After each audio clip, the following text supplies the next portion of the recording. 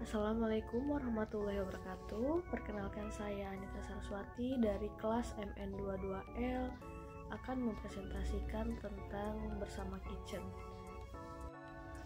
Bersama Kitchen ini merupakan catering and service yang dimana di dalamnya saya akan membahas tentang latar belakang, kajian aspek legal bisnis, aspek pasar atau pemasaran, aspek manajemen dan operasi, aspek teknik dan teknologi, serta analisis dampak lingkungan atau AMDAL.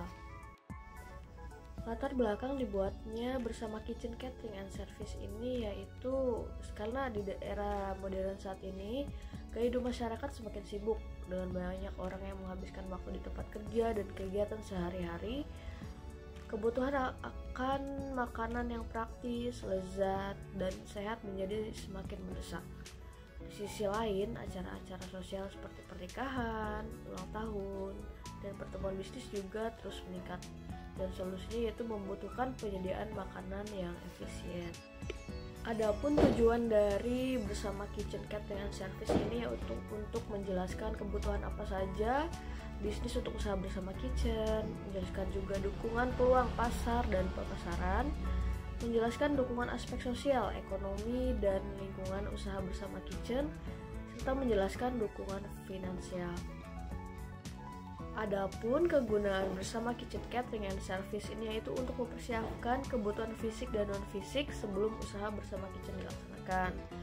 Yang kedua yaitu untuk menyiapkan kebutuhan dana dan resiko usaha yang sangat besar supaya mendapatkan profit dan berkelanjutan atau jangka panjang.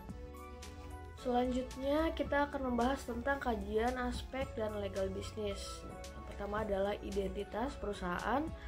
Nama perusahaan yaitu CV Bersama Kitchen, merek dagangnya Bersama Kitchen. Jenis usaha ini merupakan usaha jasa. Kegiatan usahanya yaitu menyediakan jasa. Alamatnya di Jakarta Timur, Jalan Otista Raya nomor 11. Pemiliknya sendiri adalah Anita Saraswati dengan nomor telepon tercantum. Email bersamakitchen@catering.com. Lalu untuk struktur organisasi yaitu yang pertama pemilik, ada manajer operasional, manajer pemasaran, kepala koki, manajer keuangan, staf administrasi, staf penjualan, dan yang terakhir adalah staf dapur. Selanjutnya tentang aspek pasar dan pemasaran. Yang pertama adalah analisis baut pemasaran yang mencakup produk, harga atau price, place atau tempat, juga promotion atau promosi. Yang kedua ada analisis pemasaran di masa depan, ada pula pemanfaatan teknologi dalam pemasaran, simpulan aspek pasar dan peluang pasar.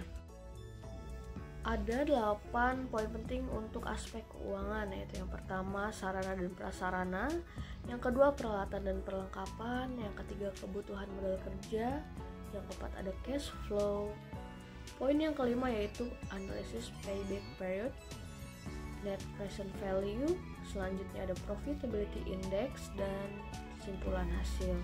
Selanjutnya yang akan kita bahas adalah aspek manajemen dan operasi.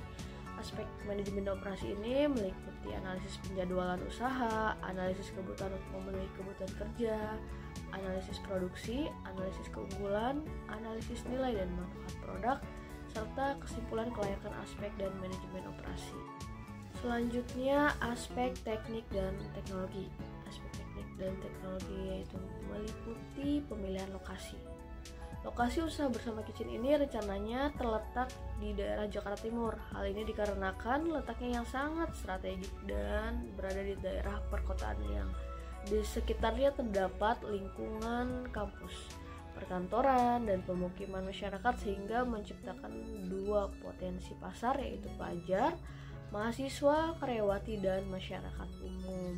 Untuk opening sendiri Bersama Kitchen ini akan buka setiap hari dari jam 8 pagi sampai jam 6 malam atau 18. Kecuali hari Sabtu dan Minggu dari jam 8 pagi sampai jam 8 malam. Bersama Kitchen juga libur pada hari-hari besar keagamaan seperti Idul Fitri, Idul Adha, Natal, Waisak, Nyepi, dan ditambah perayaan Tahun Baru. Masih membahas tentang aspek teknik dan teknologi yaitu aspek teknis. Ada poinnya yaitu manajemen proyek, SDM yang dibutuhkan. Sedangkan aspek teknologi, ada aspek teknologi yang digunakan, yaitu promosi yang dilakukan oleh Bersama Kitchen dengan menggunakan sosial media seperti Instagram, Facebook, dan WhatsApp. Ada pula aspek teknologi yang digunakan promosi Bersama Kitchen diawali dengan menawarkan produk langsung kepada konsumen, baik di perusahaan, sekolah, maupun di kantor. Analisis dampak lingkungan atau AMDAL. Yang pertama adalah dukungan lingkungan fisik. Bentuk, ukuran tujuan, sasaran, dan ritme lingkungan hidup sangat beragam. Lokasi geografis, keanekaragaman faktor lingkungan, dan berpengaruh manusia adalah semua faktor yang dapat mempengaruhi rona lingkungan hidup. Akibatnya, kemungkinan dampak lingkungan hidup akan berbeda, bervariasi sesuai dengan rona lingkungan saat ini. Dalam hal ini, warnai lingkungan hidup, hal-hal yang harus dipertimbangkan adalah yang pertama, area studi kelayakan bisnis harus mempertimbangkan komponen-komponen lingkungan hidup yang dapat mempengaruhi usaha secara signifikan dan memiliki nilai ekonomi maupun ekologis. Yang kedua, studi kelayakan bisnis baik yang sudah dan yang akan dimanfaatkan maupun yang masih dalam bentuk potensi menyajikan kondisi sumber daya alam. Selanjutnya, ini adalah beberapa contoh komponen lingkungan hidup yang dapat digunakan sebagai referensi. Yang pertama adalah lingkungan fisik, meliputi fisiografi, hidrologi, hidroseanografi, kualitas udara, dan kebisingan.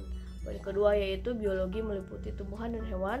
Dan yang ketiga yaitu sosial, meliputi jumlah penduduk, ekonomi, budaya, dan kesehatan masyarakat. Dukungan lingkungan makhluk hidup.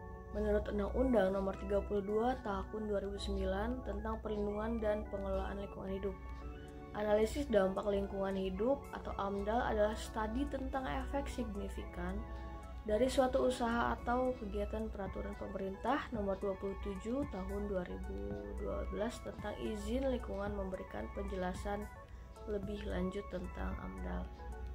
Sebagaimana disebutkan dalam pasal 3 Peraturan Pemerintah Nomor 27 Tahun 1999 tentang AMDAL, usaha dan atau kegiatan yang mungkin memiliki dampak lingkungan yang signifikan. Nah, dan yang terakhir yaitu simpulan dukungan lingkungan hidup. Kesimpulan dalam lingkungan hidup akan dicapai melalui strategi.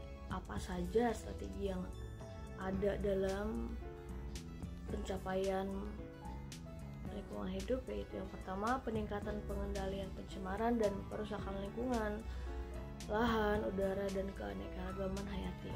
Yang kedua, peningkatan penataan lingkungan berdasarkan daya dukung dan daya tampung lingkungan. Yang ketiga, peningkatan kapasitas sumber daya manusia dan pengelolaan lingkungan hidup. Yang keempat, ada peningkatan pemberdayaan dan partisipasi masyarakat. Dan yang terakhir, ada pengembangan sumber-sumber pendanaan lingkungan alternatif. Sekian presentasi yang dapat saya sampaikan, semoga bermanfaat dan terima kasih sudah menonton. Wassalamualaikum warahmatullahi wabarakatuh.